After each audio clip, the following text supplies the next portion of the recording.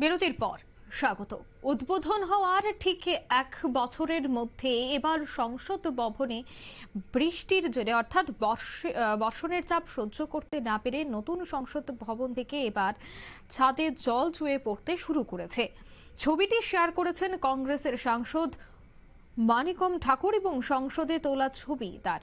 দিল্লিতে আজ রেকর্ড বৃষ্টি, টানা বৃষ্টিতে রাজধানীতে মৃত্যু হয়েছে 7 জনের। বিস্তারিত জানবো, টেলিফোন লাইনে রয়েছে এক্সিকিউটিভ এডিটর নীল বণিক। নীল, নতুন সংসদ ভবনের ছাদ চুয়ে জল পড়ছে, ভাইরাল ভিডিওকে নিয়ে রীতিমতো বিতর্ক শুরু হয়ে গেছে দিল্লির অন্দরে, ঠিক কি জানতে পারছো?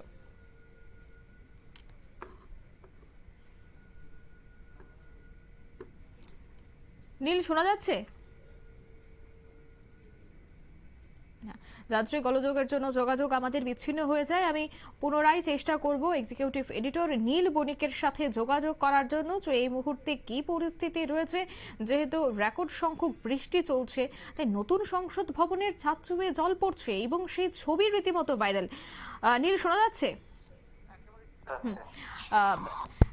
সংসদ ভবনে জল চুয়ে পড়ছে, এখনো পর্যন্ত 1 বছর হলো না, কিন্তু এরই মধ্যে যে ছবি বা যে ভিডিও রীতিমতো ভাইরাল হচ্ছে তাকে কেন্দ্র করে এবার বিরোধীদের চাপে পড়তে চলেছে শাসক দল, কি বলবে? দেখো, এই যে সংসদ ভবনে যে জল চুয়ে পড়ার ছবি, সেটা কংগ্রেস সাংসদ তিনি এই ছবিটি শেয়ার করেছেন এবং তার থেকেই মূলত ভাইরাল হয়েছে। এই ছবির এখনো সত্য মিথ্যা এখনো জানা যায়নি, তবে বিভিন্ন যে সর্বভারতীয় সংবাদ মাধ্যমগুলি রয়েছে সেই সংবাদ মাধ্যমে কংগ্রেসের যে সাংসদ, সেই কংগ্রেসের সাংসদ মনিকম ঠাকুর, তার যে ভাইরাল ভিডিও, সেই ভাইরাল ভিডিও নিয়ে ইতিমধ্যেই সংবাদ পরিবেশিত হতে শুরু করেছে। অন্যদিকে এই ভাইরাল ভিডিওর পরে কিন্তু অস্বস্তিতে পড়েছে বিজেপি সরকার। এই সেন্ট্রাল ভিস্তা প্রকল্পের আওতায় এই নয়া সংসদ ভবন কিন্তু 1 বছরও তৈরি হয়নি, আর বলতে গেলে এই প্রথম বর্ষা কিন্তু এই পেল এই নতুন নয়া সংসদ ভবন। এবং এই নয়া প্রথম বর্ষাতেই দেখা গেল যেভাবে ছাদ চুয়ে জল পড়ছে, এবং যে রাস্তা দিয়ে রাষ্ট্রপতি সংসদ ভবনে ঢোকে সেই রাস্তাতেও কিন্তু সেইখানেও কিন্তু জল চুয়ে চুয়ে পড়ছে। তা নিয়ে কিন্তু একটা জোর বিতর্ক তৈরি হয়েছে। তিনি বিষয়টা সংসদের অধিবেশন চলাকালীন তুলবে বলে তিনি জানিয়েছেন। তবে এখনো যতক্ষণ সংসদ ভবন সংসদ চলছে, সংসদের মধ্যে যতক্ষণ এই বিষয়টা নিয়ে প্রশ্ন না তোলে ততক্ষণ এর থেকে বেশি কিছু বলা সম্ভব নয়। তবে যেটা বলতে পারি যে আজকে দিল্লির অবস্থা কিন্তু তথৈবচ। ইতিমধ্যেই দিল্লিতে যেটা জানা যাচ্ছে যে আজকে কি পরিমাণে বৃষ্টিপাত হয়েছে, যে পরিমাণে বৃষ্টিপাতের সংসদ চত্বরও পর্যন্ত সেখানেও সামনেও কিন্তু জল একেবারে থই থই করছে। এবং নয়া যে সংসদ ভবন তার আশেপাশে প্রচুর রাস্তাতে জল উঠেছে, এবং সেই জায়গাটা দিয়ে যদি তোমাকে বলি দিল্লির মায়াপুরীতে সেখানে জল উঠেছে। এছাড়াও তোমার পুরো দিল্লিতেই কিন্তু এই মুহূর্তে কিন্তু জলে থই থই করছে। যেটা জানা যাচ্ছে যে দিল্লিতে প্রবল বৃষ্টিতে মৃতের সংখ্যা আজকে সকালবেলা প্রথমে দেখা গিয়েছিল 2, তারপর একটু বেলা হতেই সেটা মৃতের সংখ্যা বেড়ে হয়েছিল 4, তারপর হলো 5, আর এই মুহূর্তে দিল্লিতে মৃতের সংখ্যা বেড়ে হয়েছে 7। দিল্লি কর্পোরেশন সূত্রে যেটা জানানো যাচ্ছে যে দিল্লিতে গত 24 ঘন্টায় 108 মিমি বৃষ্টি হয়েছে, যা জুলাই মাসে সর্বোচ্চ ভাঙলো 14 বছরের রেকর্ড। অর্থাৎ বিগত 14 বছর ধরে এত বৃষ্টি দিল্লিতে হয়নি, এবং সেই দিল্লিতে এত বৃষ্টি হয়নি এবং 14 বছরের রেকর্ড ইতিমধ্যেই আজকে দিল্লিতে ভেঙেছে বলে এখনো পর্যন্ত জানানো হয়েছে।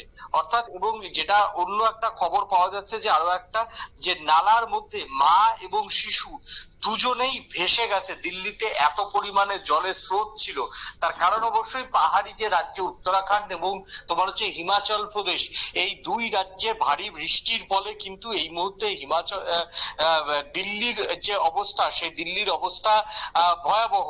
তার জন্যই কিন্তু এইরকম দিল্লিতে আবার যে যমুনার যে জল, সেই যমুনার জল কিন্তু ইতিমধ্যে বিপদসীমার উপর দিয়ে বইছে, এবং সেখানে যে আশেপাশের যে নদীগুলো ছিল সবটাতেই কিন্তু জলে থুই থুই, যার জন্য দিল্লিতে কিন্তু ইতিমধ্যে বিপদ সীমার উপর দিয়ে বইছে। এবং যেভাবে দিল্লিতে বৃষ্টি শুরু হয়েছে গতকাল থেকে, যত সময় যাবে দিল্লির বন্যা পরিস্থিতি কিন্তু আরো ভারী হবে। অন্যদিকে জানা যাচ্ছে যে প্রবল বৃষ্টিতে কোথাও হাঁটু জল, কোথাও কোমর পর্যন্ত জল, আর সেই জমা যে জলে তাতেই ডুবে শুধু মৃত্যু হয়েছে দুজনের। দিল্লির গাজীপুরে ঘটনাটি ঘটেছে। আজ বৃহস্পতিবার দিল্লিতে বৃষ্টি চলবে বলে জানিয়ে দিয়েছে এবং সেই সঙ্গে গত 24 ঘন্টায় পূর্ব দিল্লিতে শুধুমাত্র 147.5 মিমি বৃষ্টি হয়েছে। তাহলে বুঝতেই পারছো কি যে এছাড়াও যদি তোমার এবার বৃষ্টির কথা ধরি, তাহলে ভারী বৃষ্টির জের কিন্তু কর্ণাটকের 5 জেলায় লাগাতার ভারী বৃষ্টি, যার ফলে বুধবার কর্ণাটকের 5 জেলায় জারি করা হয়েছে লাল সতর্কতা। আগামীতে ভূমিধস নিয়ে রাজ্যের মোট 31টি মহকুমায় আগাম সতর্কতা জারি করলো মৌসুম ভবন।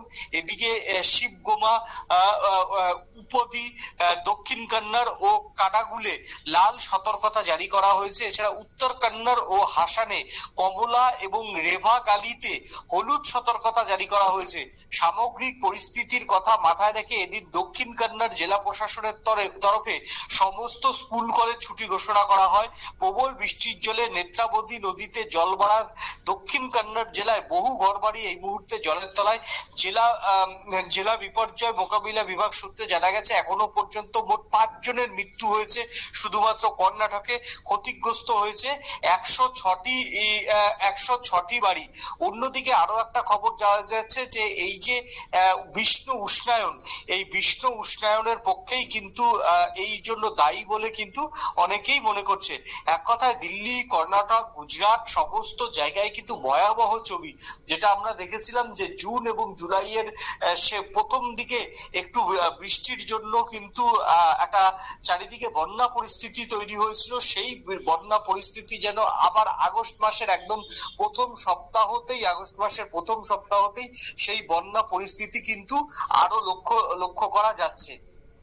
একদমই ধন্যবাদ নীল।